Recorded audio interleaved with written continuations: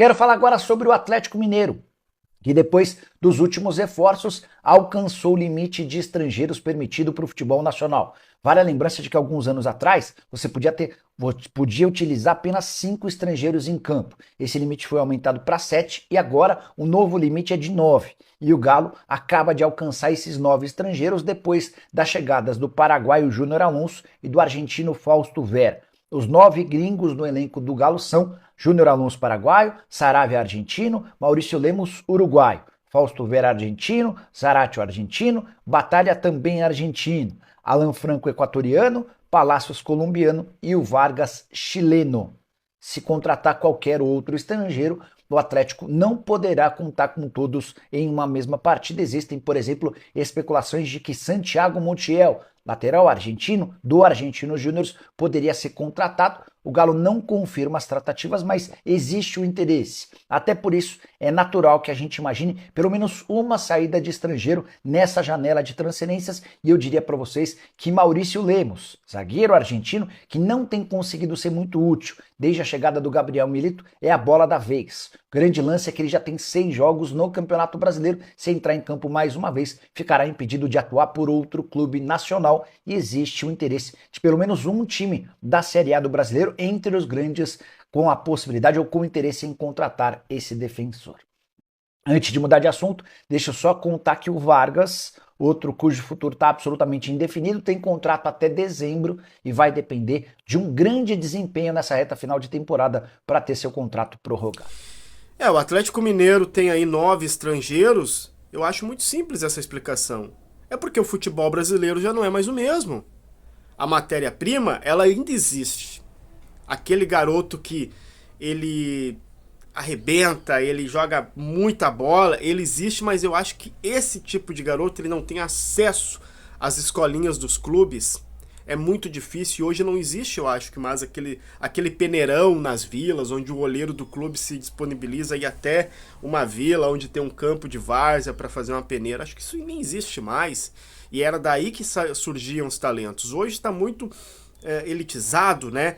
Um garoto classe média alta, com uma boa alimentação, com uma boa altura, ele não necessariamente precisa ser um bom jogador, porque isso eles vão ensinar a dominar uma bola, a passar, a fazer um passe de 2 metros, né? Se ele for um volante, eles vão ensinar a marcar, se ele for um zagueiro, eles vão ensinar a defesa. Então, futebol brasileiro, existem os talentos, mas os talentos, eles não estão, na minha opinião, tendo acesso, porque o futebol está muito elitizado, né? E o Atlético Mineiro contrata 9 estrangeiros, né?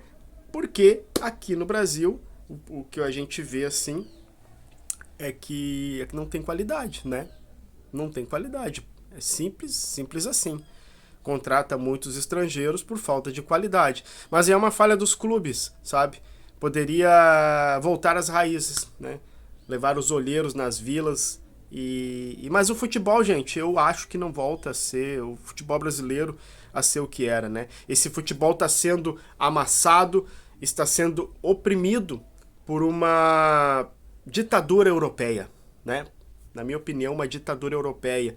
Cada vez mais nós queremos se parecer com os europeus, né? Até mesmo a fórmula dos campeonatos, o formato dos campeonatos aí, pontos corridos, chato pra cacete, a Libertadores com um jogo só, né? Nós nos tornamos aí uma mini Champions, né? Tentando imitar os europeus.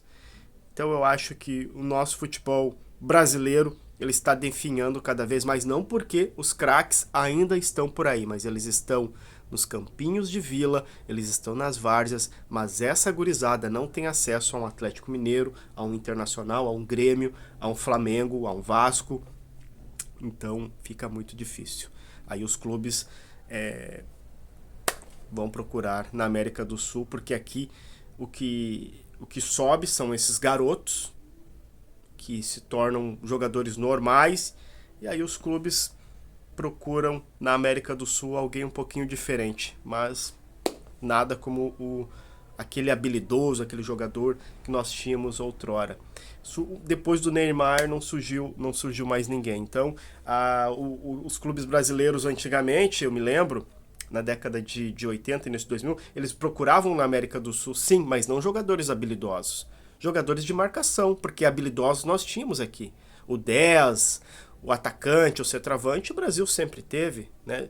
Jogadores de criação, o Brasil nunca faltou. Agora está faltando, porque justamente aquilo que eu falei.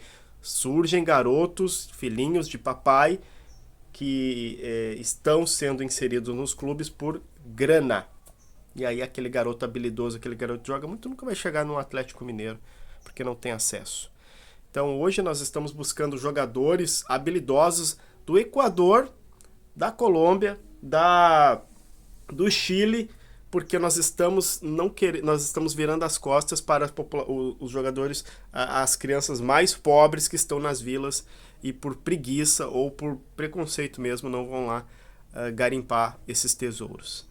E aí, né, antigamente buscava-se muito zagueiro, muito volante, né, na América do Sul, jogadores de raça, mas hoje em dia estão buscando jogadores de criação e eu acho que nós vamos ficar com o futebol cada vez mais enlatado. É isso aí.